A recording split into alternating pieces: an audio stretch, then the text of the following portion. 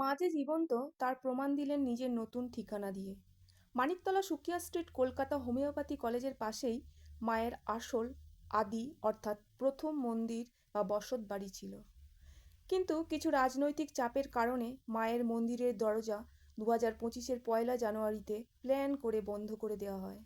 মায়ের লীলা বোঝা বড়ই দায়। মা কোথায় বসবে মা সেটা ঠিক করেই রেখেছেন।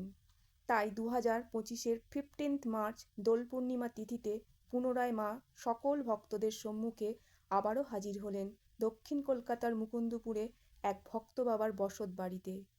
মা যে ভক্তদের বাড়িতে যায় স্বপ্নাদেশ দিয়ে আসে এটা জ্বলন্ত সত্য। কারণ এই বাড়িটি শ্যামসুন্দরী মা ভক্তের স্বপ্নে আদেশ দিয়েছেন তার মুকুন্দপুরের বসত ভিটে মন্দিরে রূপান্তরিত করতে। তাহলে এটা থেকেই কি বোঝা যায় না মা সত্যিই ভক্তের বাড়িতে যায়? ভক্তরা যা বলেন তা সম্পূর্ণই সত্যি।